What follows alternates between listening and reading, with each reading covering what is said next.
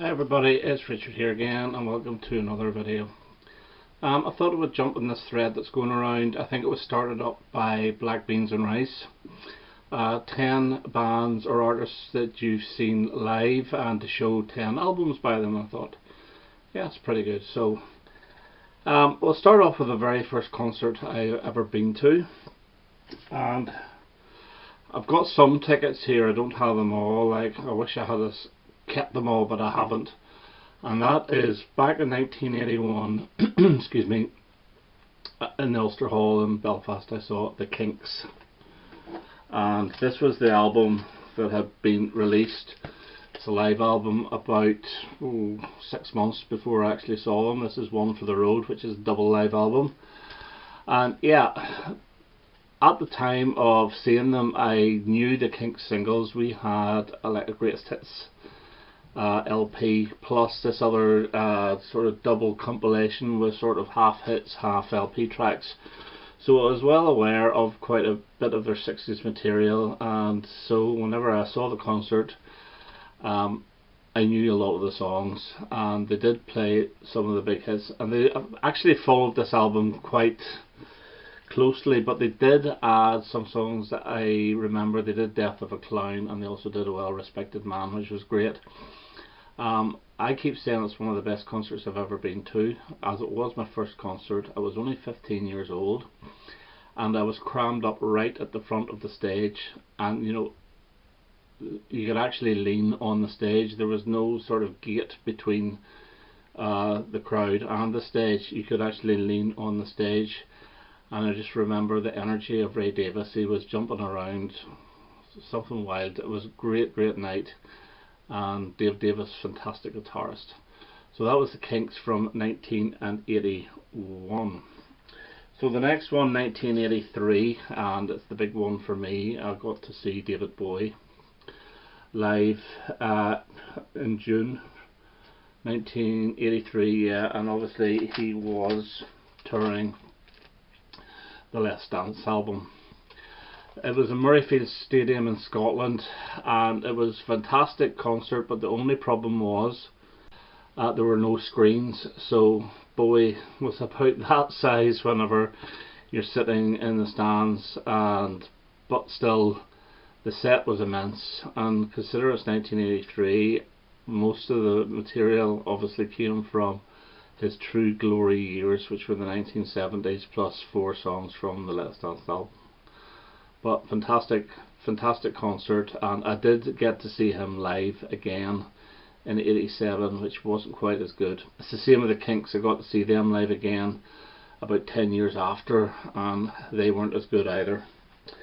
Next up, 1984, and I got to see in my hometown the Smiths, and this was around the time that they released their compilation album Hatful of Hollow.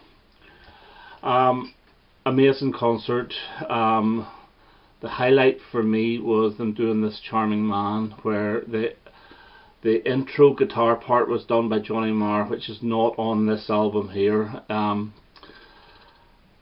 I couldn't believe it, seeing it was probably one of the first bands that I followed really from the start, and I got to see them live again as well. But at that time in 84, whenever you went to a concert like that, a lot of people thought, you know, that Smiths were of that punk generation, which they weren't. And it ended up a lot of people were spitting on Morrissey, you know, because that's the way the punks did it, and it's not very nice. And he walked off stage, and we had to try and coax him back on, but he did eventually come on, and the spitting stopped. So great concert, loved it. 1980 for the Smiths. 1985 I don't have a ticket for, and I thought I would throw this one in just for the laugh. I went to see Showaddy, yeah, and they were brilliant. They had their teddy boy outfits and all on, and they must have been in their late 30s at the time, because it was 85. They had long gone past their heyday, but they were still so energetic. They were throwing each other about, and they played all the hits, and I thought it was just a really good rock and roll concert. And I saw them in Coleraine as well, same place, University of Ulster at Coleraine, same as the Smiths. So that was 1985.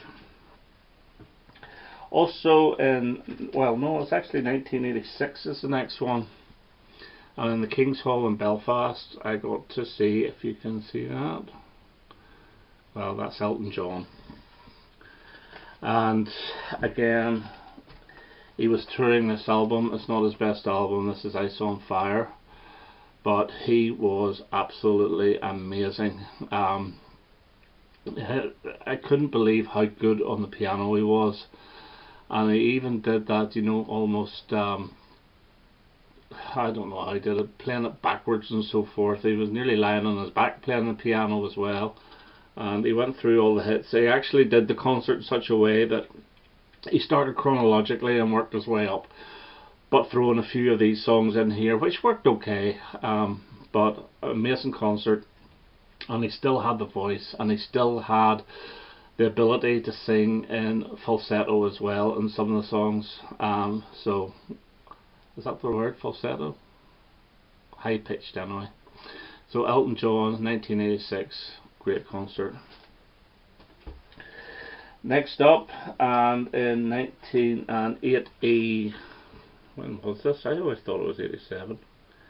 It's 87. Yeah, it is 87. October 1987. Oh, you can't see that, but I guarantee it is Bob Dylan.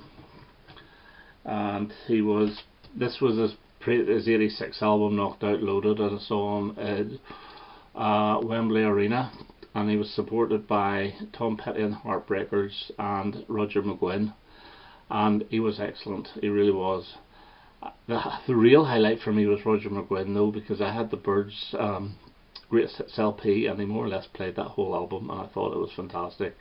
I didn't know Tom Petty as well then. I got into Tom Petty after that concert, but I still enjoyed it. But it was great to see Bob Dylan live in concert in 1987.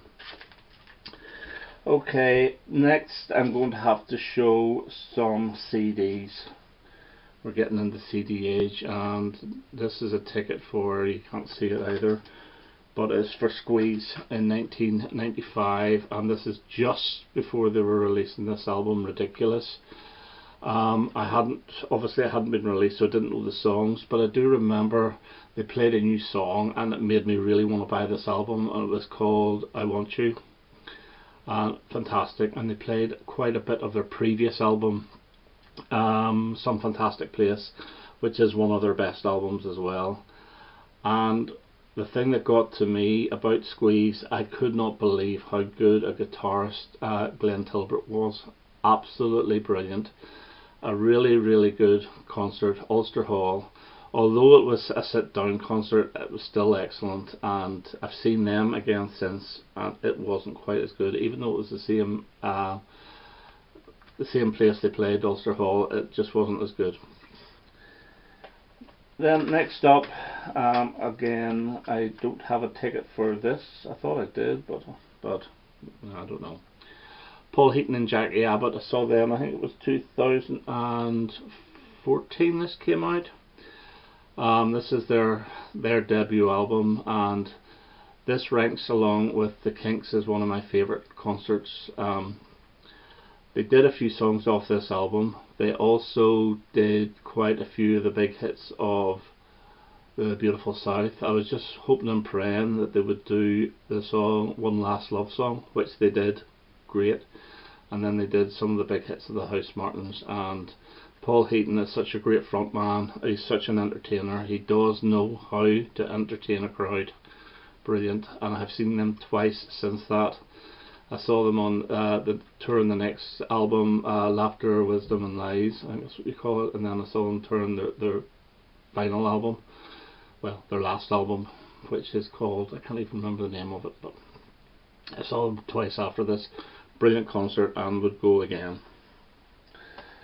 I'm a wee bit out of the chronology's gone here a bit, so we're going back a couple of years. We'll go back to 2013, and I saw Adam Ant live in Belfast.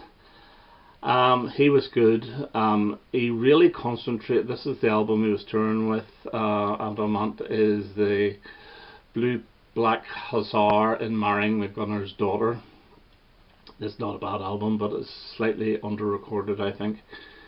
He played a few songs off this, but he really concentrated on his late 70s material, his punk stuff like The Dirt Wears White Socks and the singles and the B-sides around that time, as well as adding a few from Kings of the Wild Frontier and obviously from Prince Charming. But a very, very good concert. Again, he was full of energy. He was in his 50s at the time. I think he's still in his 50s, but only just. I mean, he might be turned 60 now.